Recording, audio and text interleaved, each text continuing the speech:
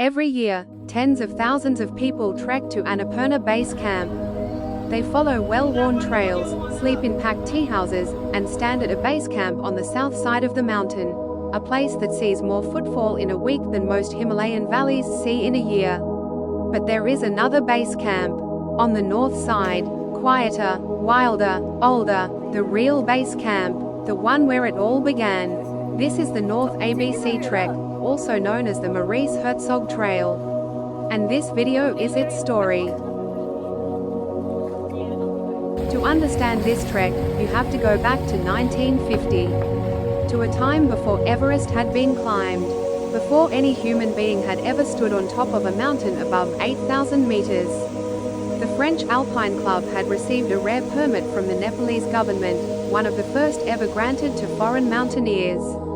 They had two mountains to choose from, Dhaulagiri and Annapurna, both above 8,000 meters. Both completely unclimbed, both almost completely unknown. The team was led by Maurice Herzog, a 31-year-old French mountaineer. They spent weeks probing Dhaulagiri, and found no viable route. With the monsoon approaching and time running out, they turned their attention to Annapurna, specifically, to its north face. Following the Sunkhola river valley from the south, the very same valley, the very same trail that trekkers walk today, they pushed upward through forest, meadow, and glacial moraine, establishing camps higher and higher on the north face. On June 3, 1950, Maurice Herzog and Louis Lachenal reached the summit of Annapurna I at 8,091 meters. It was the first time in history that any human being had climbed an 8,000-meter peak. 3 years before Everest, without supplemental oxygen, they came back frostbitten. Herzog lost all his fingers and toes, Lachenal all of his toes. But they had changed mountaineering history forever, and the trail they walked to do it has been quietly waiting here ever since. For decades, the north route sat largely forgotten. The south side Annapurna Base Camp trek became one of the most popular in the world. Thousands of trekkers went south. Nobody went north. Then, in Narchyang village, a small Magar settlement along the historic route, a local man named Bahadur Gurung had a chance meeting with Maurice Herzog himself, who was visiting a school in the region. That conversation changed everything. Bahadur had lived in the shadow of this trail his entire life without knowing its significance. After meeting Herzog, he became its most dedicated advocate, working with local communities, trekking associations, and the Annapurna Conservation Area project to formally open the route to trekkers in 2019. The North ABC Trek is, in the truest sense, a trail that a community brought back to life. And it passes right through the village that made that possible. The trek begins from Tatopani, Nepal's famous hot springs village on the banks of the Kali Gandaki, and from there, a jeep takes you to Sunkhola, the trailhead at around 2,880 meters. But before you even begin climbing, you pass through Narchyang village.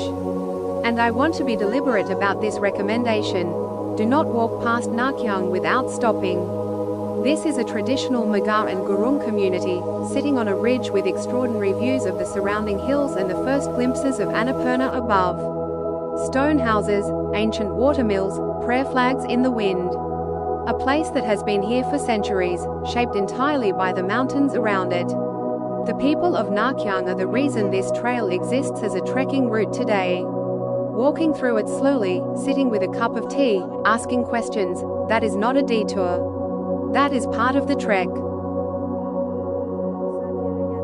The trail follows the Sunkhola, the same river Herzog's team followed in 1950, all the way from the valley floor to the base camp. It is your constant companion on the trek up, and it never lets you forget that you are in one of the great river valleys of western Nepal. The first major landmark is Phutphute Falls. This waterfall drops dramatically from the cliffside and fills the whole valley with sound and mist.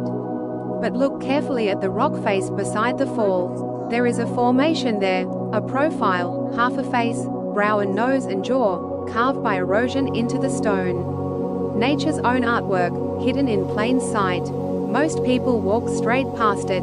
From there the trail climbs through dense rhododendron and oak forest to Sandikhaka, a small settlement where the Magar community lives a life almost untouched by the outside world. The forest here is extraordinary. Birds call from every direction. The light filters green through the canopy. You feel deep inside something. Then Phutphute, a natural cave formation and a rest point where the forest begins giving way to open alpine terrain. The sky gets bigger, the trees thin, the air starts to change. Beyond Phutphute, you reach Bhusket Mela, a sacred high meadow used for local festivals and pilgrimages. There is a spiritual quality to this flat, open space ringed by ridgelines. People have been gathering here for generations. You can feel it. And then Sunkhola, the river of gold. Watch for the signpost. The river gets that name from the golden-colored stones in its bed, glinting as the water runs over them. A small moment, one of many on this trail that you carry home with you. At 4,050 meters, the valley opens for the last time, and there is Panchakunda, 5 holy lakes, sitting below the north wall of Annapurna I. The name means 5 sacred ponds in Nepali, and that is exactly what they are. A cluster of glacial lakes, turquoise and cold, sacred to both Hindus and Buddhists. During Janai Purnima, the full moon of August, pilgrims make the difficult journey up here to bathe in the holy water and perform rituals. The lakes are considered the bathing place of gods and goddesses.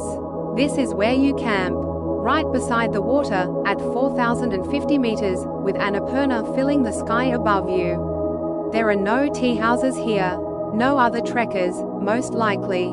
Just the tent, the lake, the stars, and the mountain. From camp, it is a 30-minute walk to the North Annapurna base camp at 4,190 meters. The true base camp, the one Herzog and Lachenal stood in before their historic summit push. The North Face rises directly above you.